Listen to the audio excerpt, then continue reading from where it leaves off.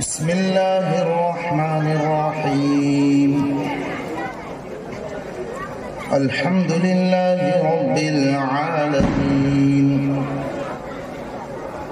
والعاقبة للمتقين، والصلاة والسلام على سيد المرسلين وعلى آله وأصحابه وأزواجه وذرياته وأتباعه وأهل بيته أجمعين. أما بعد، فأعوذ بالله من الشيطان الرجيم. بسم الله الرحمن الرحيم. يا أيها الذين آمنوا كتب عليكم الصيام كما كتب على الذين من قبلكم لعلكم تتقون.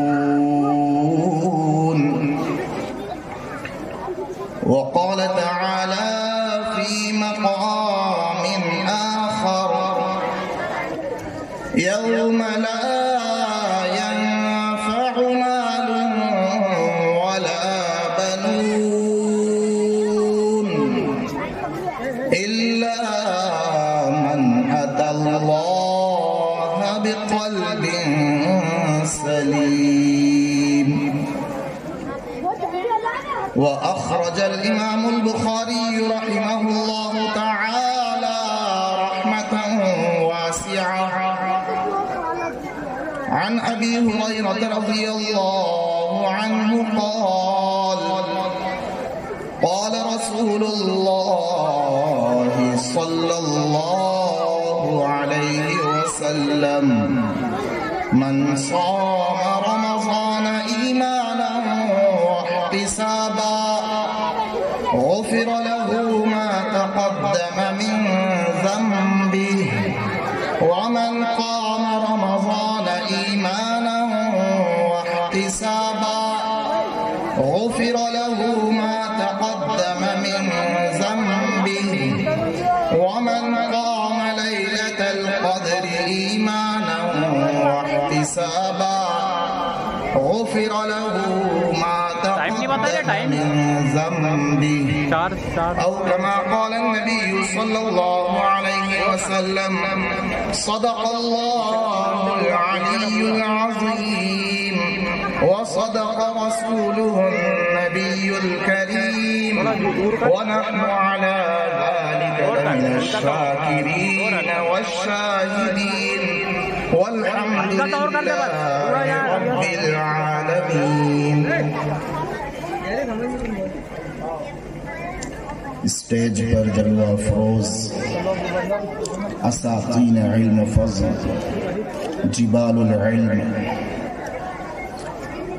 शहर सहारनपुर के सदर मुअक्कर और जनाब सेक्रेटरी साहब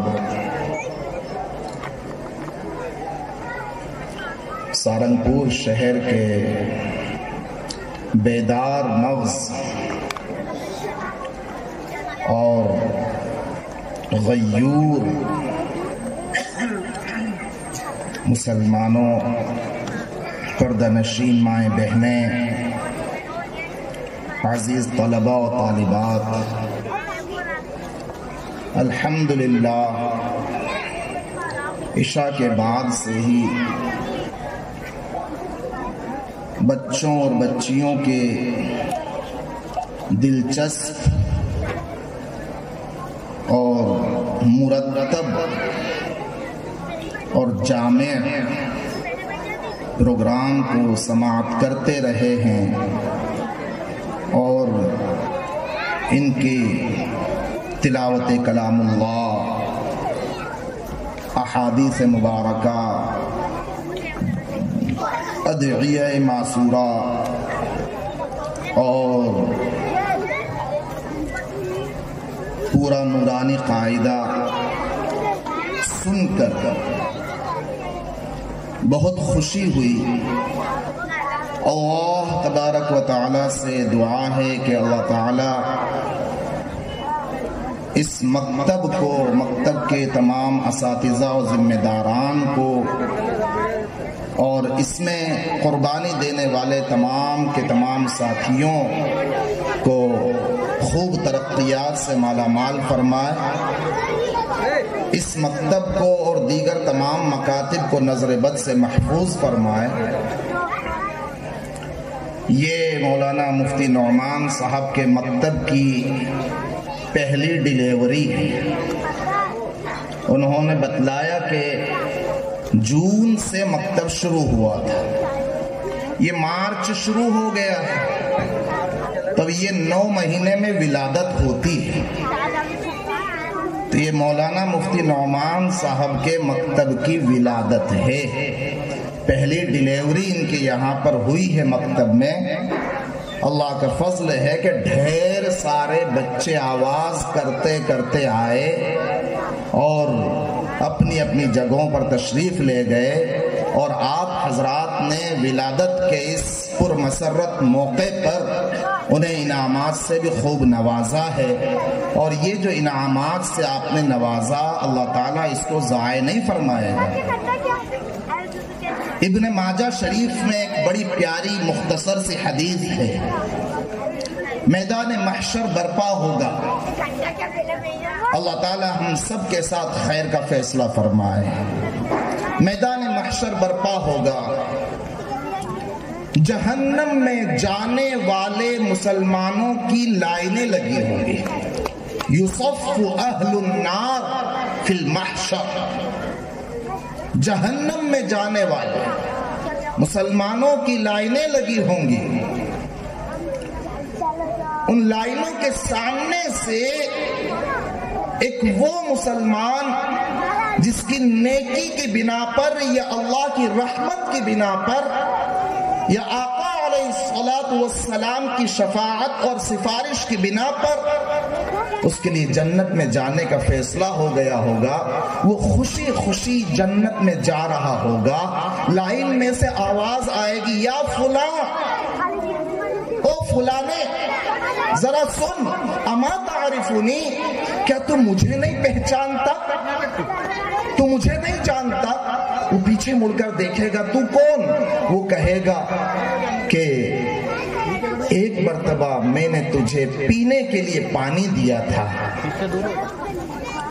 کوئی دوسرا کہہ رہا ہوگا کہ ایک مرتبہ میں نے تجھے نماز پڑھنے کے لیے، وضو کرنے کے لیے پانی دیا تھا، ایک لوٹا پانی دیا تھا وضو کے لیے، یا ایک گلاس پانی دیا تھا تجھے پینے کے لیے، شدید گرمی کا موسم تھا، تو پیاسا تھا، شدید گرمی کا موسم تھا، مسجد میں پانی نہیں تھا، تجھے وضو کرنا تھا، نماز ادا کرنا تھا، تو اللہ کا نیک بندہ تھا، اللہ کو تیری نماز پسند آئی، اللہ تبارک و تعالیٰ کو تیری عبادتیں پسند آئی، تو جنت میں جا رہا ہے، سن میرے لیے بھی سفارش کر دے، میرے لیے بھی شفاعت کر دے، تو اللہ کا محبوب اور مقرب بن گیا کہ تیرے لیے جنت کا فیصلہ ہو گیا، میرے لیے بھی سفارش کر دے۔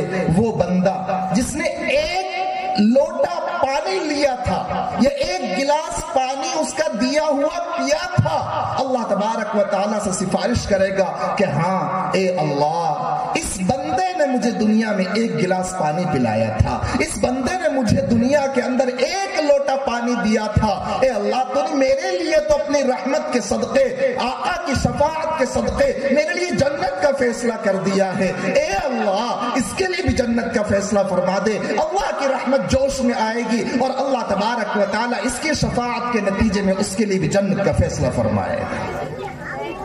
جب ایک لوٹے پانی یا ایک گلاس پانی کے نتیجے میں اللہ تبارک و تعالی شفاعت قبول کر سکتا ہے تو او میرے بھائیوں، یہ بچے اور یہ بچیاں معصوم ہیں، یہ گناہوں سے بچے ہوئے ہیں، انہیں پتا تک نہیں کہ گناہ کس کو کہتے ہیں، انہیں نہیں پتا کہ صغیرہ کیا اور کبیرہ کیا، انہیں نہیں پتا کہ بد نظری کیا ہوتی ہے اور بدکاری کیا ہوتی ہے۔ ہم یقین رکھتے ہیں کہ یہ بچے جن کے قرآن پاک پڑھنے سے خوش ہو کر، جن کے نعت پاک پڑھنے سے خوش ہو کر، جن کے دعائیں سنانے سے خوش ہو کر، جن کے کلمات سنانے سے خوش ہو کر آپ نے جو کچھ پیسہ ان پر، ان کے اساتذہ پر خرچ کیا ہے، انشاءاللہ ثم انشاءاللہ میدان محشر میں یہ بچے ہماری سفارش کا ذریعہ بنیں گے اور انشاءاللہ ان کی برکت سے ہم بھی جنت میں جانے والے بنیں گے، کہو انشاءاللہ۔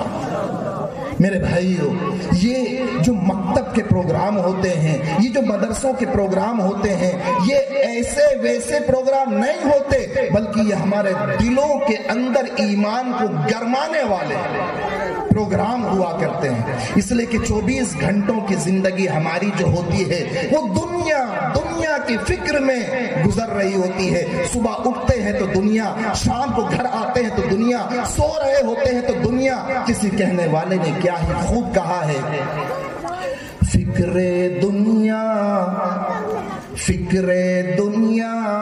کر کے دیکھا، فکر عقبہ کر کے دیکھ۔ عقبہ کہتے ہیں آخرت کو۔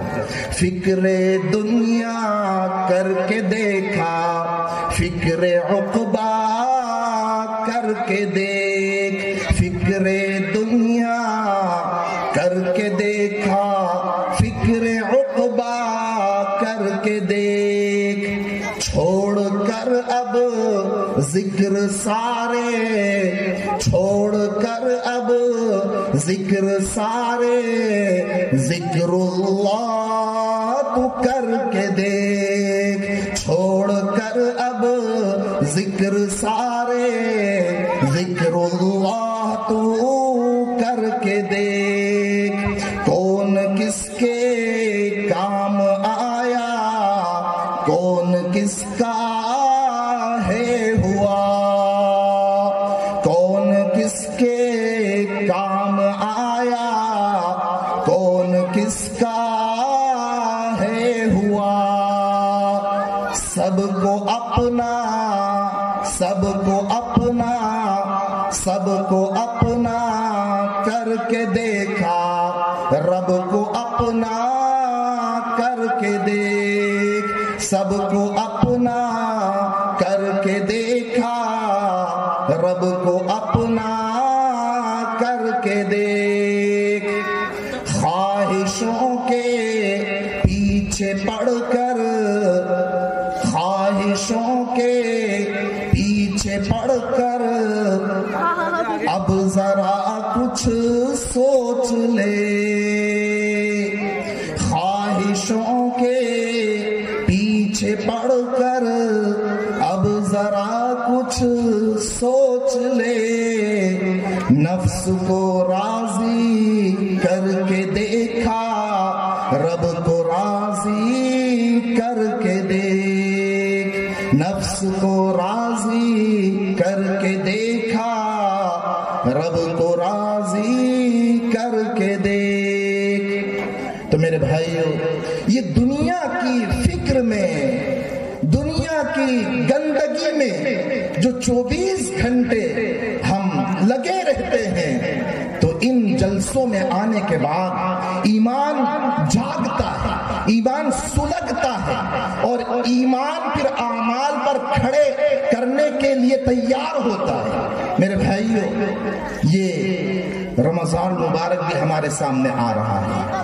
اس موقع پر رمضان مبارک سے متعلق بھی کچھ باتیں عرض کرنا ہے۔ نوجوان طبقہ بھی ماشاءاللہ کافی ایکٹیو نظر آیا، تو ان سے بھی ایک دو باتیں عرض کرنا ہے، اور ہم سب کیسے اللہ تبارک و تعالیٰ کے مقرب اور محبوب بن جائیں، اس پر بھی کچھ ایک دو باتیں عرض کرنا ہے۔ دعا کریں کہ اللہ تبارک و تعالیٰ ہم سبھی کو زیادہ سے زیادہ اخلاص کے ساتھ ایمان پر جمے رہنے اور اعمال صالحہ کرتے رہنے کی توفیق عطا فرمائے۔ میرے بھائیو، دیکھو اللہ تبارک و تعالیٰ ارشاد فرما رہا ہے، یا ایھا الذین آمنوا کتب علیکم الصیام کما کتب علی الذین من قبلکم لعلکم تتقون۔ اے ایمان والو، تم پر روزے فرض کیے گئے جیسا کہ تم سے پہلے والی امتوں پر بھی روزے فرض کیے گئے۔ روزے فرض کرنے کی غرض کیا؟ لعلکم تتقون، تاکہ تمہارے اندر تقوی پیدا ہو جائے، تاکہ تم گناہوں سے بچنے والے بن جاؤ، تاکہ تم نفس کی خواہشات سے بچ کر اللہ کی مرضیات پر چلنے والے بن جاؤ، من مانی چھوڑ دو اور رب چاہی پر آ جاؤ۔ یہ روزے رکھوانے کا مقصد ہے۔ جب انسان روزے رکھتا ہے تو روزے رکھنے کے نتیجے میں انسان کا نفس مغلوب ہوتا ہے، اللہ راضی ہوتا ہے، اور اللہ تبارک و تعالی یوں فرماتا ہے، الصوم لی وانا اجزی بہ، کہ روزہ میرے لیے ہے اور اس کا بدلہ تو میں خود دوں گا، یعنی دوسرے نیک اعمالوں کا بدلہ دینے کے لیے تو میں فرشتوں کو کہہ دوں گا کہ نمازوں کا بدلہ تم دے دو، زکاتوں کا بدلہ تم دے دو، حج کا بدلہ تم دے دو، صدقے کا بدلہ تم دے دو، بقیہ دوسرے نیک اعمال کا بدلہ تم دے دو، لیکن روزہ تو میرے لیے ہے، یہ کھانا پینا اور خواہشات کو چھوڑنا میرے لیے ہے، اس کا بدلہ تو میں خود دوں گا۔ اور ایک روایت میں اس کو یوں پڑھا گیا، الصوم لی وانا اجزا بہ، کہ روزہ میرے لیے ہے اور روزے کا بدلہ میں خود ہوں، یعنی روزے کے بدلے میں بندے کو میں خود مل جاتا ہوں۔ روزہ رکھنے والا در حقیقت اپنے آپ کو فرشتوں والی صفات سے متصف کر رہا ہوتا ہے کہ فرشتے کھاتے نہیں، فرشتے پیتے نہیں، فرشتوں میں شہوتیں اور خواہشات ہوتی نہیں، تو اسی طریقے سے روزہ رکھنے والا بندہ اور بندی وہ بھی اپنے آپ کو کھانے سے، پینے سے اور نفسانی خواہشات سے دور رکھ رہے ہوتے ہیں۔ بلکہ مفتی عبد الرحیم صاحب لاجپوری رحمت اللہ علیہ نے تو یہاں تک نقل فرمایا ہے کہ در حقیقت روزہ رکھنے والا اللہ کی صفات سے اپنے آپ کو متصف کر رہا ہوتا ہے، اس لیے کہ نہ کھانا نہ پینا یہ اللہ کی صفات ہے۔ اللہ کی صفت کیا؟ قرآن کریم میں ارشاد فرمایا، وَهُوَ يُطْعِمُ وَلَا يُطْعَمُ، وہ کھلاتا سب کو ہے لیکن کھاتا ایک ذرہ نہیں۔ وَهُوَ يُطْعِمُ وَلَا يُطْعَمُ، سارے عالم کو کھلاتا، وہ وفاداروں کو بھی کھلاتا، بے وفاؤں کو بھی کھلاتا، جو اس کا نام لینے والے ہیں اسے بھی کھلاتا، اور جو نام نہیں لیتا وہ انہیں بھی کھلاتا ہے۔ یہ روزے اللہ تبارک و تعالی نے فرض فرمائے، کیوں؟ تاکہ تقوی آ جائے، گناہوں سے بچنے کا جذبہ پیدا ہو جائے، اس لیے کہ گناہ کرتے کرتے کرتے کرتے انسان گناہوں کا اتنا عادی ہو جاتا ہے کہ پھر انسان کا حال یہ ہوتا ہے کہ گناہ بھی اسے گناہ نہیں لگتا ہے، گناہ بھی اسے گناہ نہیں لگتا۔ او میرے پیارے بھائیو، آقا علیہ الصلوۃ والسلام نے ارشاد فرمایا، یا ایھا الناس ابکو، اے لوگو اپنے گناہوں کو یاد کر کر کے اللہ کے سامنے رویا کرو۔ تنہائیوں میں تم گناہ کرتے ہو لیکن تنہائیوں میں اللہ کے سامنے رونے والے بن جاؤ. کیوں؟ اس لیے کہ اللہ تبارک و تعالی یوں فرمائے گا میدان محشر میں، اللہ تعالی فرشتوں کو فرمائے گا اخرجوا من النار، اے میرے فرشتوں تم جہنم میں سے ہر اس شخص کو بھی نکال لو. کس کو؟ من ذکرنی فی مقام، جس نے کسی ایک جگہ میں بھی مجھے یاد کیا ہو، یعنی تنہائی میں مجھے یاد کیا ہو، او خافنی یوما، یا کوئی ایک دن بھی مجھ سے ڈرا ہو اور ڈر کر اس نے گناہ کرنے کو چھوڑ دیا ہو.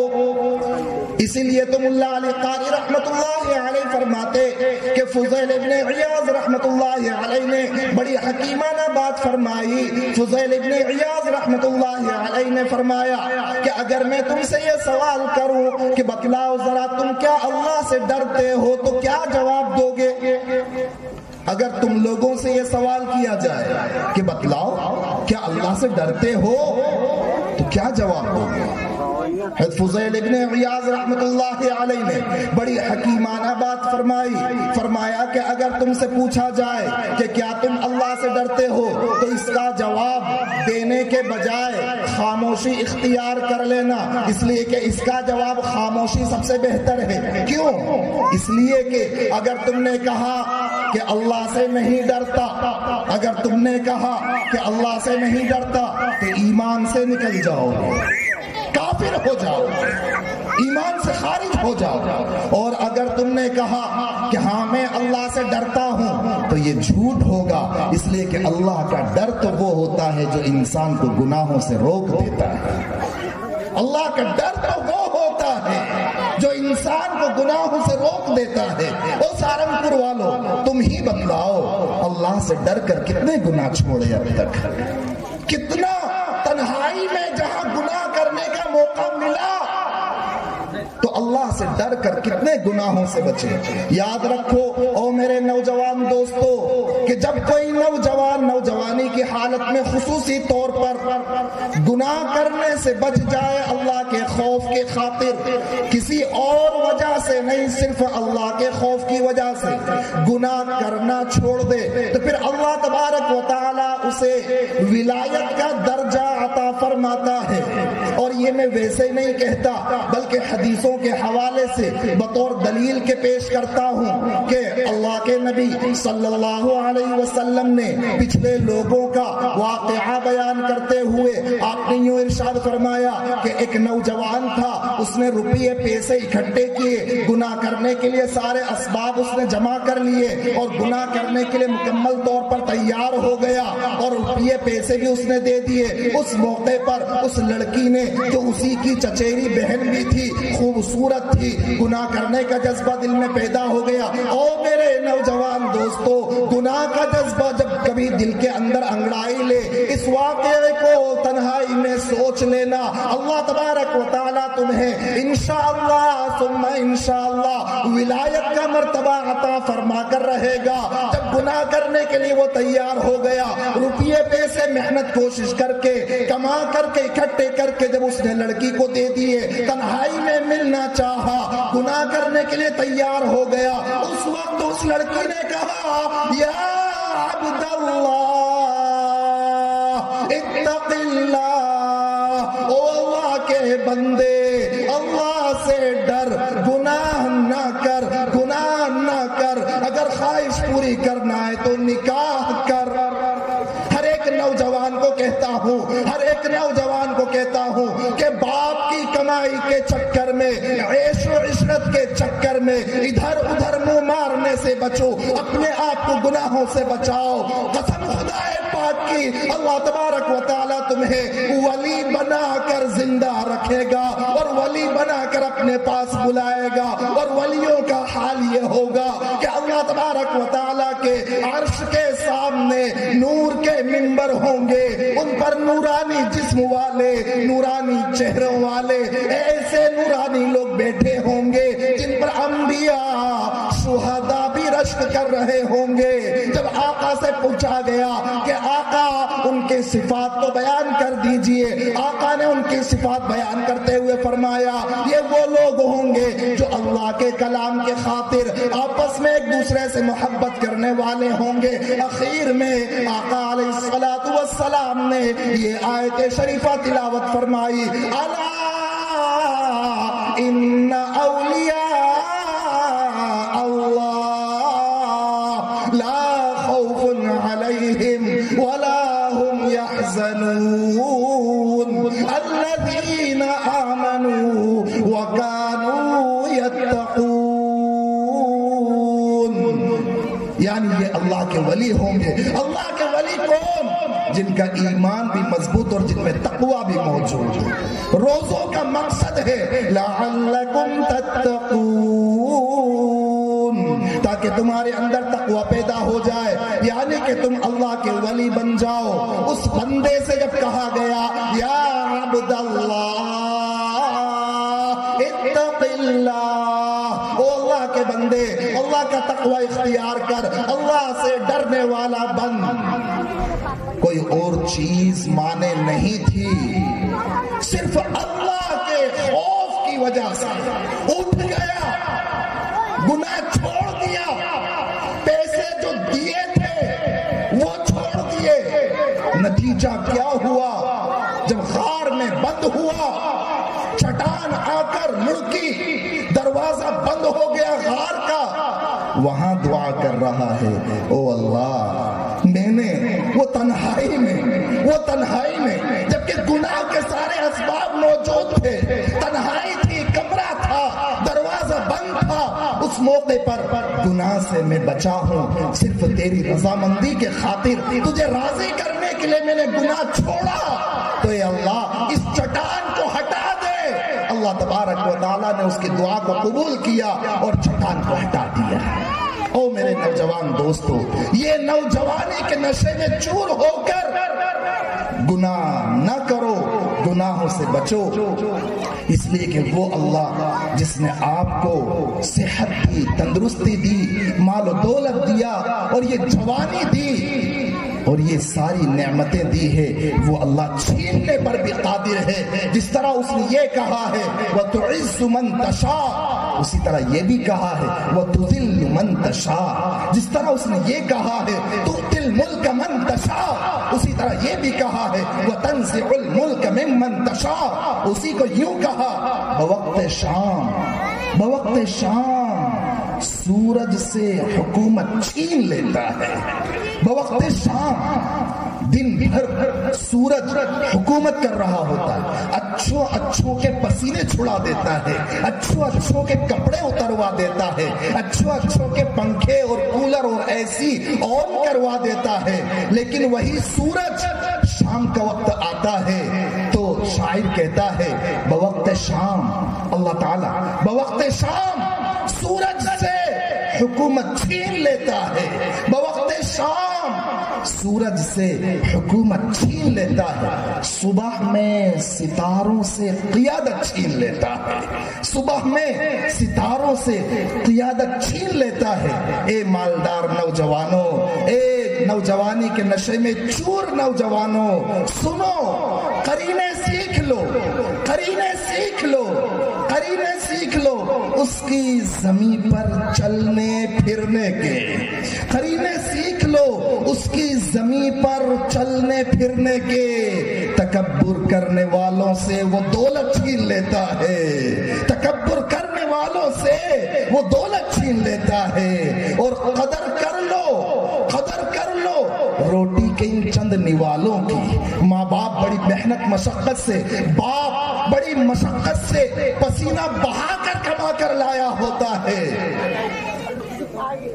قدر کر لو روٹی کے ان چند نوالوں کی، قدر کر لو روٹی کے ان چند نوالوں کی. ناقدری کرنے والوں سے وہ نوالے چھین لیتا ہے، ناقدری کرنے والوں سے وہ نوالے چھین لیتا ہے. اللہ تعالیٰ فرما رہا ہے وَلَا تَمْشِ فِي الْأَرْضِ مَرَحًا، کہ سن زمین میں اتراتا ہوا نہ چل. ان اللہ لا يحب كل مختال فخور. اللہ تعالیٰ تکبر کرنے والے، شیخی بگارنے والے اور اکڑنے والے کو پسند نہیں کرتا. اللہ فرما رہا ہے انک لن تخرق الارض ولن تبلغ الجبال طولا. نہ تو زمین کو پھاڑ سکتا ہے، نہ پہاڑوں کی بلندی کو پہنچ سکتا ہے.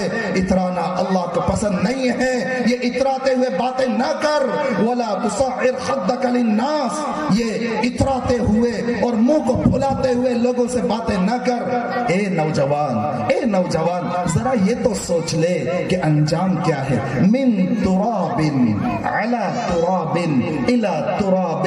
یہ زندگی کا خلاصہ ہے. من کے معنی سے، علی کے معنی پر، الی کے معنی تک، طرف. من تراب، تراب کے معنی مٹی، مٹی سے بنا. علی تراب، زندگی مٹی پر گزاری. الی تراب، مٹی کی طرف چلا جا رہا ہے.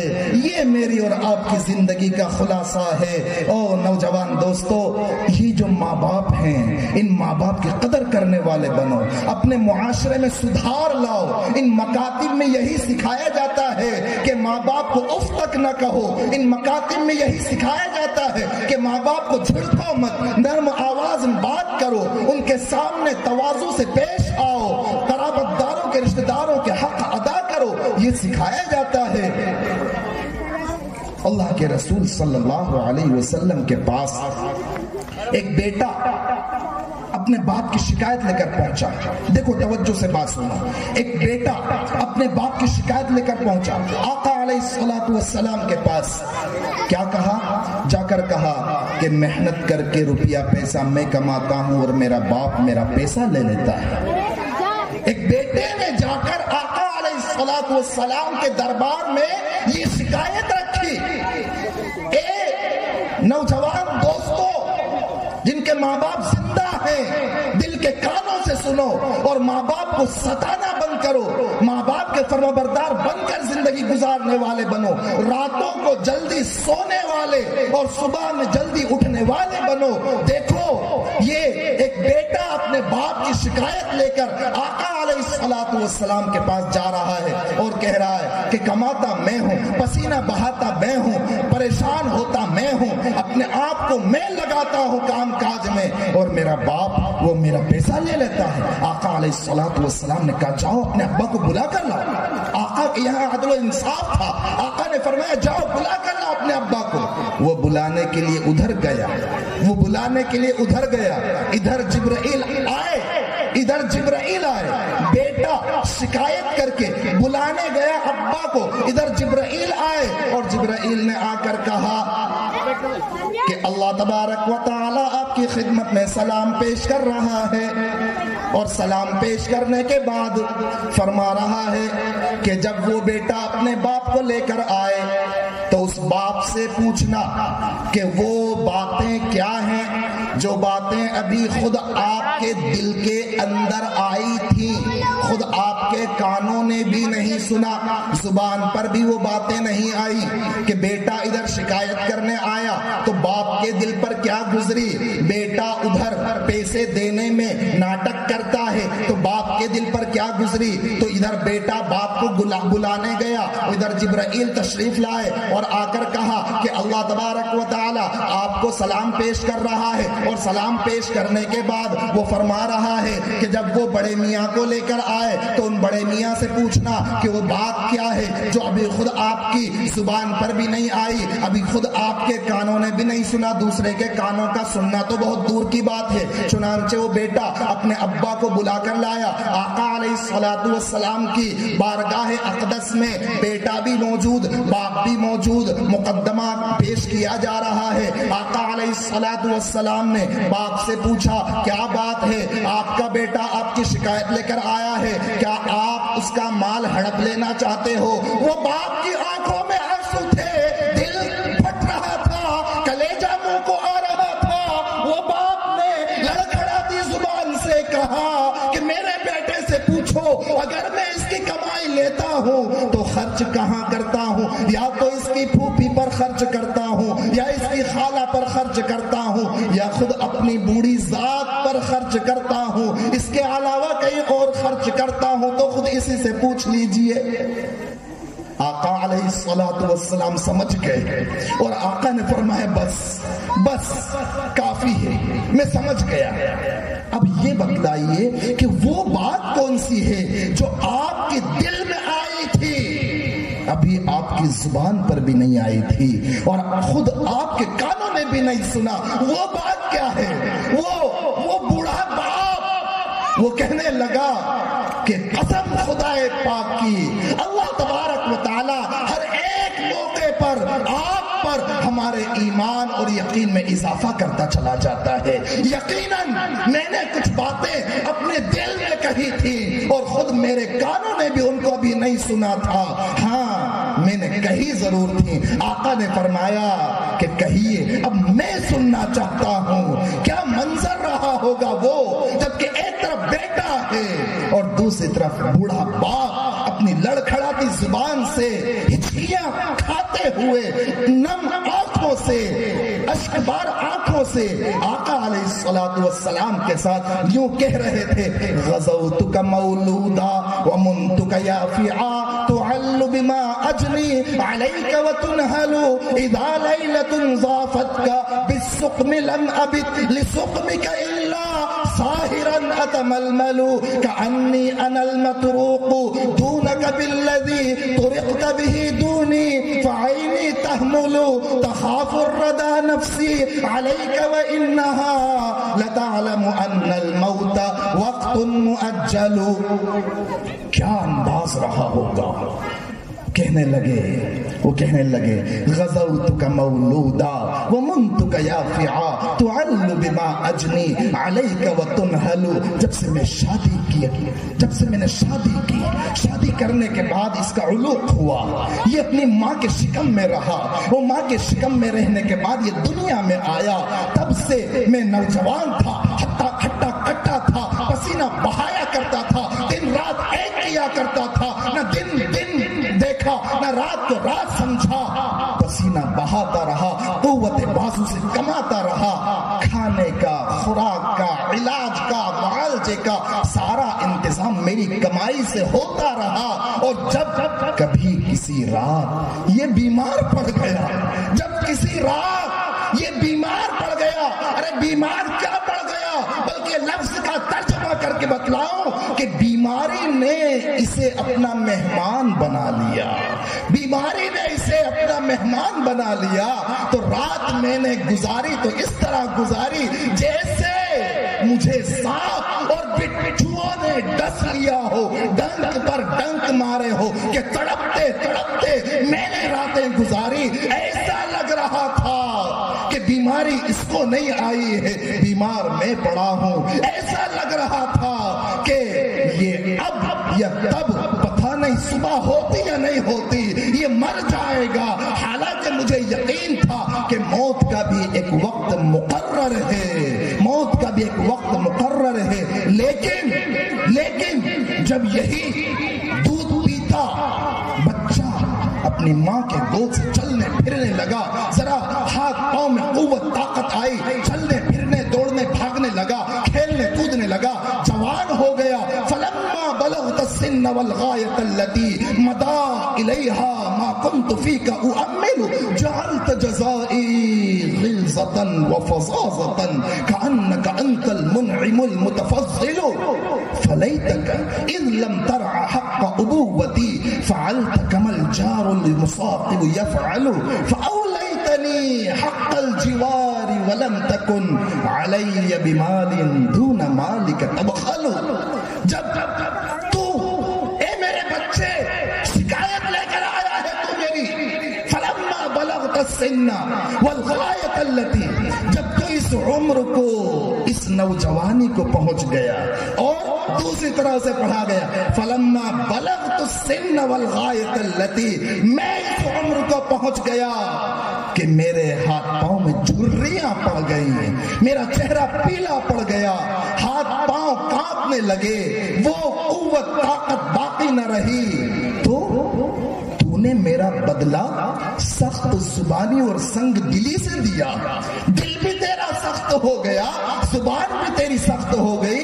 ایسا لگتا ہے کہ میں نے تجھے پال پوس کر بڑا نہیں کیا، بلکہ تو نے مجھے پالا پوسا ہے، ایسا لگتا ہے کہ جب سے تو پیدا ہوا ہے تو نے مجھ پر احسانات کیے، میں نے نہیں کیے ہیں۔ ایک کاش اگر باپ ہونے کا حق ادا نہ کر سکتا تھا، کیا انداز ہوگا اس وقت میں، اور کیا راشا تاری ہوا ہوگا۔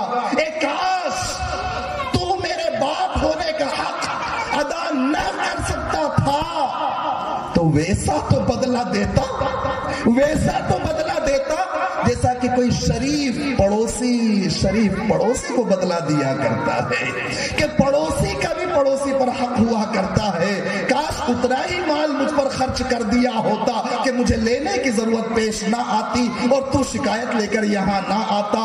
آقا علیہ الصلوۃ والسلام نے جب یہ اشعار سنے تو آقا نے اس نوجوان کے گریبان کو پکڑا، کھینچا اور فرمایا انت و مالک لابیک، تو بھی تیرے باپ کا ہے اور تیرے مال بھی تیرے باپ کا ہے۔ اے نوجوانوں، اپنے ماں باپ کے حقوق کو پہچانو۔ ماں کے قدموں کے نیچے جنت رکھ دی گئی ہے۔ رب جہاں نے ماں کو عظمت کمال دی، رب جہاں نے ماں کو عظمت کمال دی، اس کی دعا نے آئی مصیبت بھی ڈال دی۔ حدیث پاک میں ماں کے پیار کی مثال دی، جنت اٹھا کے ماں کے قدموں میں ڈال دی، جنت اٹھا کے ماں کے قدموں میں ڈال دی۔ آج کا جو یہ نوجوان طبقہ ہے، میں اپنے نوجوان دوستوں کو اپنا بھائی سمجھ کر کہہ رہا ہوں، اپنا بھائی سمجھ کر کہہ رہا ہوں کہ آج کا جو نوجوان طبقہ ہے، اس نوجوان طبقے کے دل میں سے احساس ختم ہوتا جا رہا ہے، احساس ختم ہوتا جا رہا ہے۔ ماں باپ بیٹھے ہیں اور یہ جوان اپنے موبائل میں لگا ہوا ہے، بھائی بہن بیٹھے ہوئے ہیں، رشتہ دار گھر میں آئے ہوئے ہیں، لیکن یہ موبائل کی دنیا سے باہر نہیں نکل رہا ہے۔ اور بلکہ حال یہ ہے کہ ماں صبح میں جلدی اٹھ رہی ہے، کبھی اگر کہیں کسی گھر میں ماں اللہ کو پیاری ہو چکی ہے تو باپ صبح فجر میں اٹھ رہا ہے، وہ چائے ناشتہ تیار کر رہا ہے، وہ چائے ناشتہ تیار کر رہا ہے، اور یہ نوجوان صبح 10 بجے اٹھ رہا ہے اور باپ کے ہاتھ کی بنائی ہوئی چائے پی رہا ہے۔ اس کے دل سے احساس ختم ہوتا چلا جا رہا ہے۔ کیوں؟ اس لیے کہ موبائل کے ذریعے اتنا بگاڑ آ رہا ہے، اتنا بگاڑ آ رہا ہے کہ رات کو 2 بجے کوئی اچھا سا گندا سا ویڈیو اس کی نظر سے گزرتا ہے، واٹس ایپ پر اپنے فرینڈ کو میسج کر کے پوچھتا ہے کہ ایک اچھا ویڈیو آیا ہے میں بھیجوں، وہ بھی جاگ رہا ہوتا ہے 2 بجے رات کو، وہ بھی نہیں سویا، وہ بھی لگا ہوا ہے فیس بک میں، واٹس ایپ پر، اور وہ بھی لگا ہوا ہے فحاشیت میں، عریانیت میں۔ وہ کہتا ہے بھیج بھیج۔ اب یہ ویڈیو بھیجتا ہے عریانیت بھرا، ننگے پن کا، ناچ کا، گانے کا، ڈانس کا، جس میں کپڑوں کے ٹھکانے نہیں، بے حیائی اور بے شرمی کا جس میں مظاہرہ کیا گیا ہوتا ہے۔ وہ کہتا ہے دیکھنے کے بعد کہ کوئی اور ویڈیو ملے تو بھیجنا ہے۔ میں یہ نوجوانوں سے پوچھنا چاہتا ہوں، کیا اگر اس لڑکی کی جگہ ایسا کوئی ویڈیو کسی نے آپ کی بہن کا بنایا ہوتا، کسی نے اگر آپ کی ماں کا بنایا ہوتا، کسی نے اگر آپ کی پھوپھی اور خالہ کا بنایا ہوتا، اور کسی نے اگر آپ کی بیٹی کا ویڈیو بنایا ہوتا، تو کیا آپ اس کو شیئر کرتے؟ ہرگز نہیں۔ میرے بھائیوں، ذرا تو سوچو کہ وہ جنہوں نے اپنی غیرت، اپنی شرم و حیا کو بیچ ڈالا، کیوں ہم ان کا ساتھ دینے لگے ہیں؟ آقا نے فرمایا تھا ایمان اور شرم و حیا دونوں ساتھ ساتھ ہیں، ایمان اور شرم و حیا دونوں ساتھ ساتھ ہیں، دونوں میں سے کوئی ایک جائے گا دوسرا اس کے پیچھے پیچھے خود چلا جائے گا۔ شرم و حیا، یہ بڑے چھوٹوں کا احساس یہ دل کے اندر سے نکلتا چلا جا رہا ہے۔ احساس پر میں آپ کو بتلاؤں، میں کوئی دور کا نہیں ہوں، میں تو آپ ہی کے ضلع کا ہوں، یہ سنڈاوتا کا رہنے والا ہوں، آپ ہی کے ضلع کا ہوں۔ احساس پر مجھے ایک بات یاد آئی، میں آپ کو بتلاتا ہوں کہ وہ تلین آپ کے یہاں سے بہت قریب پڑتا ہے، تلین ہمارے راج گڑھ ضلع کے اندر ہے، وہاں آج سے تقریباً تقریباً 25 سال پہلے بس اسٹینڈ پر ایک بچہ تھا جس کو مدرسے میں جانا تھا، سیکھا مدرسے میں پڑھنے کے لیے جانا تھا، اور وہ بچہ جب تلین بس اسٹینڈ پر پہنچا تو پتا چلا کہ ادھر کی جو آخری بس ہے وہ نکل چکی ہے۔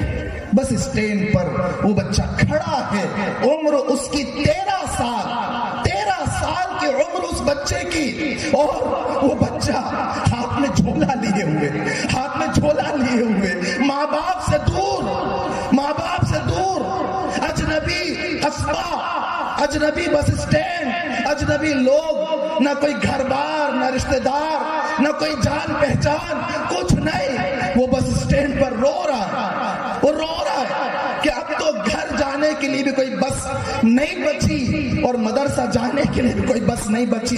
بس اسٹینڈ پر رو رہا ہے، ادھر سے ادھر جا رہا ہے، ادھر سے ادھر جا رہا ہے، اور اتنے میں ہی تھوڑی دور جا کر ایک پان کی گمٹی پر ایک چچا نظر آتے ہیں، سائیکل لیے ہوئے بزرگ، سفید داڑھی ان کی تھی، وہ نظر آتے ہیں۔ ان بزرگ کی نظر پڑتی ہے۔ او میرے نوجوان دوستو، یہ نظر ایسے تڑپتے ہوئے بچوں پر اور غریبوں یتیموں پر اور بیوہ اور بے سہاروں پر کب پڑے گی؟ جبکہ اس موبائل کی دنیا سے، بے حیائی کی دنیا سے باہر دیکھنے لگو گے، تب جا کر آپ کو یتیم نظر آئیں گے، تب جا کر آپ کو مظلوم نظر آئیں گے، تب جا کر آپ کو بے بس اور بے کس لوگ نظر آئیں گے، تب جا کر اس حدیث پر عمل کرنے کا موقع ملے گا کہ آقا نے فرمایا تھا کہ جس نے کسی یتیم کے سر پر ہاتھ پھیرا، یتیم بچہ تھا، یتیم بچی تھی، اس کے سر پر آپ نے ہاتھ پھیرا، دینے کے لیے آپ کے پاس کچھ نہیں تھا، قسم خدا پاک کی، آپ کے پاس 1 روپیہ بھی جیب میں نہیں تھا، آپ نے کچھ دیا نہیں، بس یتیم بچے کے سر پر آپ نے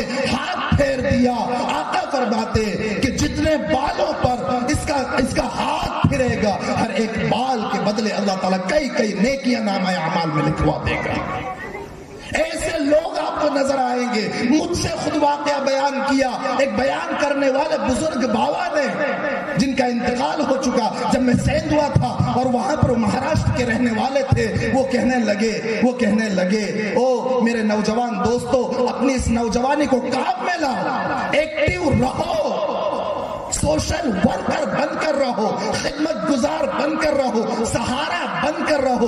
وہ کہنے لگے اپنا واقعہ بیان کرتے ہوئے کہ حضرت ایک مرتبہ کی بات ہے، عید الفطر کا دن تھا، میں نے اپنی بہو سے کہا کہ بیٹا گھر میں سوئیں تو نہیں، مجھے بھی پتا ہے، گھر میں فینی نہیں ہے، مجھے بھی پتا ہے، اور گھر میں چھوارے نہیں ہے، مجھے بھی پتا ہے، شیر خورما تیار نہیں ہو سکتا، مجھے بھی پتا ہے۔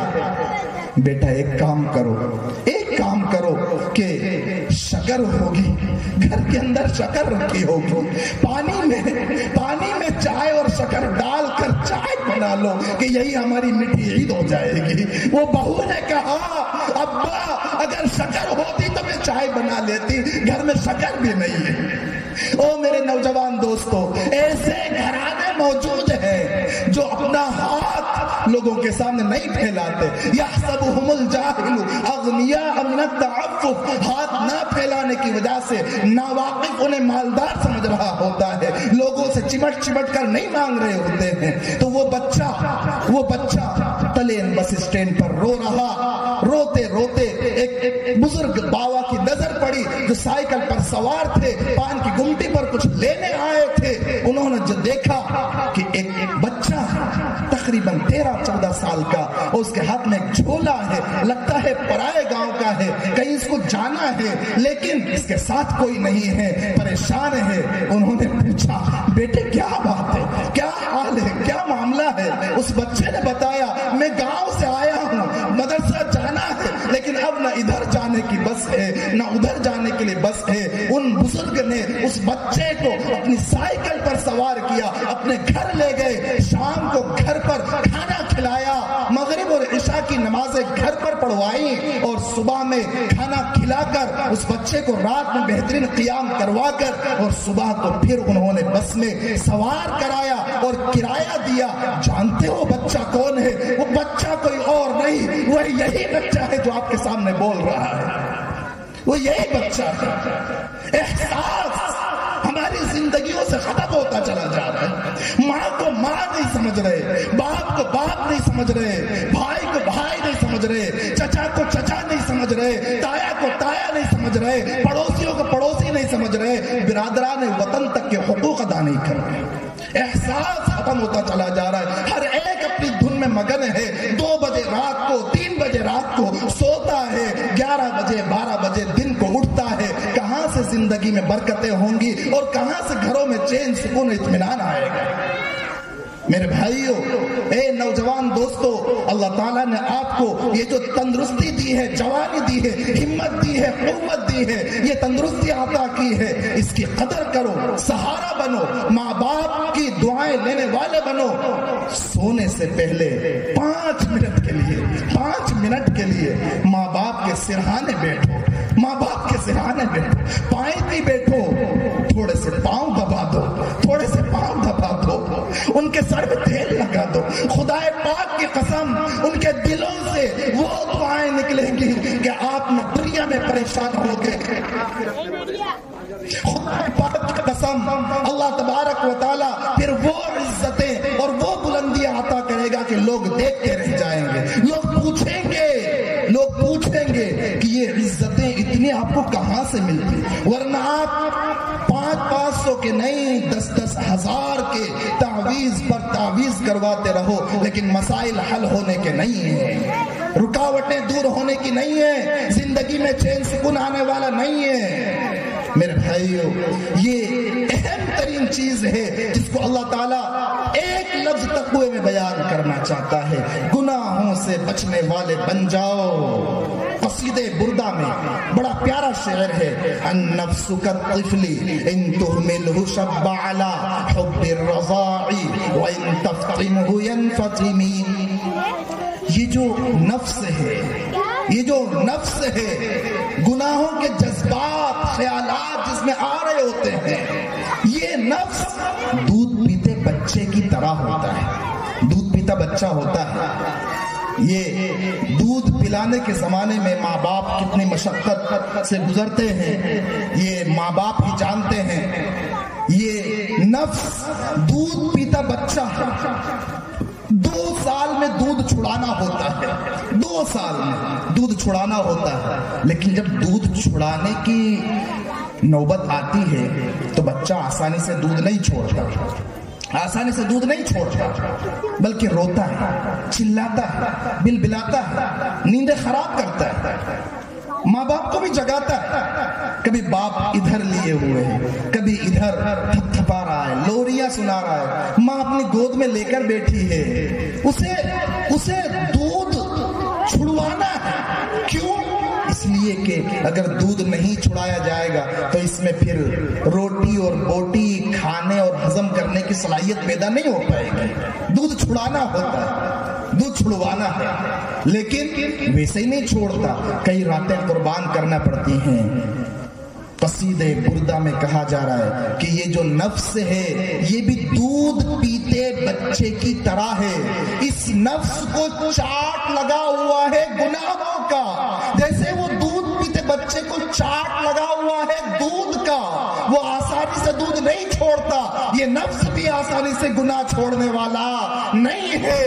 سونے سے پہلے موبائل مانگے گا, 2 گھنٹے موبائل چلانے کا تقاضا کرے گا, واٹس ایپ پر ناجائز چیٹنگ کا تقاضا کرے گا, فیس بک کا تقاضا کرے گا. لیکن جیسے وہاں راتیں قربان کی دودھ چھڑانے کے لیے اور خوب رویا دل بلایا, اسی طرح جب اس نفس کو گناہ سے دور لے جانے کی کوشش کریں گے تو یہ نفس بھی روئے, چلائے گا, دل بلائے گا. لیکن جب تقوی اختیار کر کے, اللہ والوں کی صحبت اختیار کر کے, کلام اللہ کو سمجھ کر, فرامین رسول صلی اللہ علیہ وسلم کو سمجھ کر جب گناہ سے دور آئیں گے, گناہوں کا چاٹ چھڑوائیں گے تو انشاءاللہ چھوٹ جائے گا. یہ رمضان مبارک اسی لیے آتا ہے کہ نفس پاک صاف ہو جائے, گناہوں کا چاٹ چھوٹ جائے اور پھر باقی 11 مہینے اچھے گزرنے والے بن جائیں. امام ربانی مجدد الفسانی رحمت اللہ علیہ فرماتے ہیں کہ جس کا رمضان اچھا گزرا اس کے باقی 11 مہینے بھی اچھے گزریں گے، اور جس کا رمضان بگڑا سمجھ لو کہ اس کے 11 مہینے بھی بگڑ جائیں گے۔ بس ایک آخری بات عرض کر کے اپنی بات ختم کروں گا انشاءاللہ، چونکہ مائیں بہنیں بھی یہاں پر موجود ہیں، تو قصور جہاں اولاد کا ہے وہیں قصور ماؤں کا بھی ہے۔ باپ کا بھی قصور ہوتا ہے لیکن ماؤں کا قصور بھی بہت زیادہ ہوتا ہے، اور ماؤں کی تربیت سب سے پہلی تربیت ہوا کرتی ہے۔ یاد رکھیں کہ جب ماؤں نے زندگی جینے کا سلیقہ سیکھ لیا تھا، ماؤں نے زندگی گزارنے کا طریقہ سیکھ لیا تھا، تو پھر ان کی اولاد اللہ کے ولی ہوا کرتے تھے۔ خواجہ معین الدین چشتی ہوا کرتے تھے، خواجہ نظام الدین اولیاء ہوا کرتے تھے، خواجہ قطب الدین بختیار کاکی ہوا کرتے تھے، اللہ والے ہوا کرتے تھے۔ کیسی پیاری تھی وہ مائیں جو بچوں کو دودھ پلاتے ہوئے، لوریاں سناتے ہوئے دعائیں کر رہی ہوتی تھی کہ اے اللہ میرے بچے کو تو اپنا ولی بنا لینا، اے اللہ تو میرے بچے کو پکا سچا موحد اور عاشق رسول بنا لینا۔ کیا پیاری مائیں تھی وہ جو نمازوں کے بعد دعائیں کرتی تھی اپنی اولاد کے لیے، اور کیا پیاری مائیں تھی وہ جو دودھ پلاتے پلاتے بھی آقا پر درود پاک کا نذرانہ پیش کرتی تھی۔ میں آپ کو بتلاؤں، خواجہ قطب الدین بختیار کاکی رحمت اللہ علیہ بڑے اللہ کے ولی گزرے، بڑے اللہ کے ولی۔ جوانی کا عالم تھا، جوانی کا عالم تھا۔ نوجوان دوست بھی سنیں اور مائیں بہنیں بھی خصوصی طور پر سنیں، نوجوانی کا عالم تھا، بہت زیادہ خوش چمکتا دمکتا چہرہ نظر آ رہا ہے۔ امی نے پوچھا بیٹے کیا بات ہے؟ بہت خوش نظر آ رہے ہو، بہت خوش نظر آ رہے ہو۔ کہنے لگے امی جان میں کیا بتلاؤں، بات ہی کچھ ایسی کہ بتلاؤ تو صحیح بیٹے کیا بات ہے؟ کہنے لگے امی جان بات یہ ہے کہ 1 2 5 نہیں بلکہ مسلسل 20 راتیں ہو گئی ہیں، مسلسل 20 راتیں ہو گئی ہیں، ہر رات مجھے آقا جناب محمد الرسول اللہ صلی اللہ علیہ وسلم کا دیدار نصیب ہو رہا ہے۔ کیا پاکیزہ جوانی تھی، کیا پاکیزہ جوانی تھی کہ جوانی کا عالم ہے، جوانی کا عالم ہے، اور 20 راتوں سے مسلسل آقا علیہ الصلوۃ والسلام کا دیدار نصیب ہو رہا ہے۔ امی جان نے مبارکباد دی اور فرمایا بیٹے دراصل اس میں کمال تیرا نہیں ہے، اس میں تو کمال میرا ہے، اس میں کمال تیرا نہیں ہے بلکہ اس میں کمال میرا ہے۔ کہنے لگے امی جان بات سمجھ میں نہیں آئی، میں آپ کا نادان بیٹا ہوں، اتنا تو مجھے یقین ہے کہ آپ جھوٹ نہیں بول سکتے۔ کیا وہ بیٹے تھے جنہیں اپنی ماں پر یقین ہوتا تھا کہ میری ماں جھوٹ نہیں بول سکتی، کہ امی جان آپ جھوٹ نہیں بول سکتے، لیکن آپ مجھے سمجھا دیجئے کہ اس میں آپ کا کمال کیسے ہے؟ کہنے لگی کہ بیٹے بات دراصل یہ ہے کہ جب تو پیدا ہوا وہ 2 سال کا زمانہ تھا جس میں مجھے تجھے دودھ پلانا تھا، شیر خارگی کی مدت تھی، جب بھی دودھ پلانا ہوتا میں ویسے ہی گندگی کی حالت میں، ناپاکی کی حالت میں، بے وضو ہونے کی حالت میں تجھے دودھ نہیں پلاتی، جب بھی تجھے دودھ پلانا ہوتا پہلے میں وضو کرتی تھی اور وضو کرنے کے بعد 100 مرتبہ آقا علیہ الصلوۃ والسلام پر درود پاک کا نذرانہ بھیجتی تھی، اس کے بعد تجھے با حیا با ادب با پردہ ہو کر اپنے آنچل میں چھپا کر تجھے دودھ پلاتی تھی۔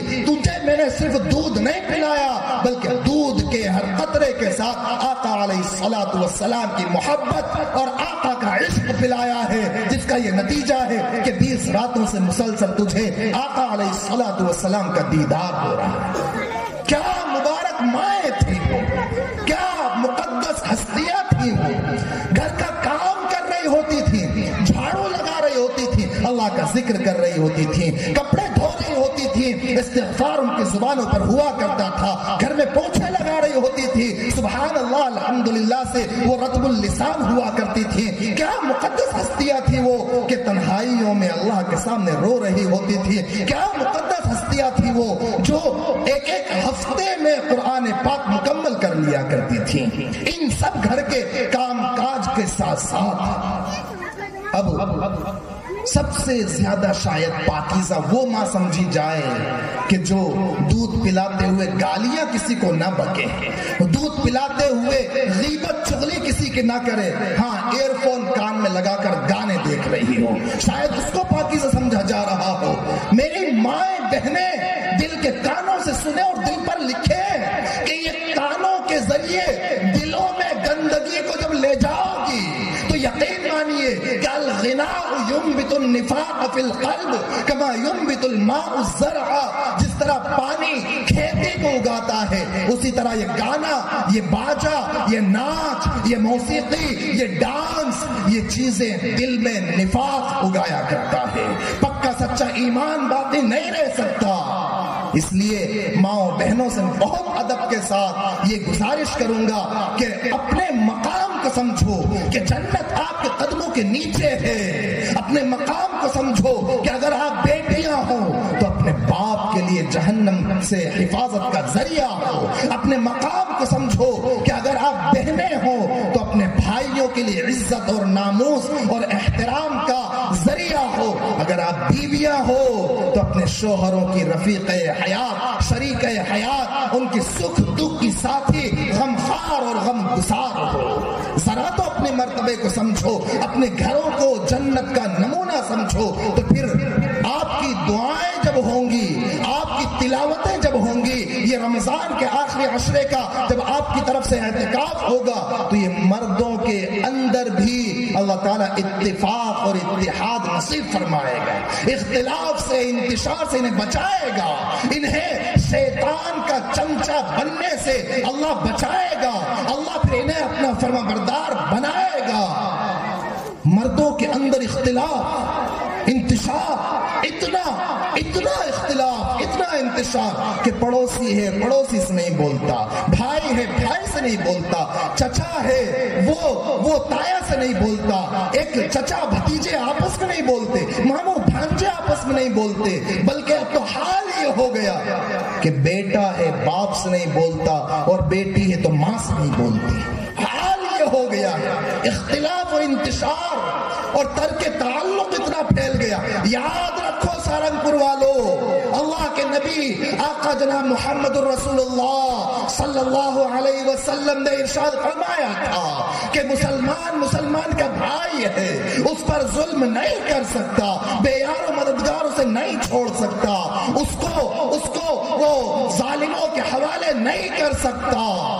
یہ آقا نے فرمایا تھا مسلمان تو آپس میں سیسا پلائے ہوئی دیوار کی طرح ہوا کرتے ہیں، مسلمان تو وہ ہوتا ہے جس کے ہاتھ اور زبان سے ہی نہیں بلکہ بدن کے ایک ایک عضو سے مسلمان ہی کیا تمام کے تمام لوگ اس کی تکلیفوں سے سلامت رہیں، محفوظ رہیں۔ آقا نے فرمایا ہے کہ جو اپنے مسلمان بھائی سے 1 سال تک انبولا رہے، قطع تعلق رکھے، تو اس کا گناہ ایسا ہے جیسا کہ مسلمان کو قتل کرنے کا گناہ ہوتا ہے۔ 1 سال تک انبولا اگر رہے تو اس کے قتل کرنے جیسا گناہ۔ آقا فرماتے کسی مسلمان کے لیے حلال نہیں کہ وہ 3 دن سے زیادہ ترک تعلق رکھے، اگر اسی حال میں مر گیا سیدھا جہنم کی آگ میں جائے گا، سیدھا جہنم کی آگ میں جائے گا۔ میرے بھائی سلام کو عام کرو، ایک بنو، نیک بنو۔ دیکھو آقا علیہ الصلوۃ والسلام نے کیا ارشاد فرمایا، بڑا پیارا فرمان۔ آقا فرماتے آقا علیہ الصلوۃ والسلام کے پاس ایک صحابی آئے، آ کر عرض کرنے لگے نبی جی میرا باغ ہے پورا کھجوروں کا، پورا باغ ہے، لیکن اس باغ میں ایک درخت جو ہے وہ فلاں دوسرے شخص کا ہے، میں اپنے گھر والوں کے ساتھ بے تکلف اپنے باغ میں رہتا ہوں، وہ اپنے ایک درخت کی وجہ سے کبھی بھی باغ میں آ جاتے ہیں، ان کا آنا جانا لگا ہوتا ہے جس کی وجہ سے مجھے تکلیف ہوتی ہے۔ آقا علیہ الصلوۃ والسلام نے انہیں بلوایا کہ جاؤ بے بلا کر لاؤ، پورا کا پورا باغ ایک صحابی کا لیکن اس میں ایک درخت دوسرے کا۔ آقا علیہ الصلوۃ والسلام نے فرمایا بلا کر لاؤ، بلا کر لاؤ۔ دیکھنا توجہ سے بات سننا، बुला कर ला।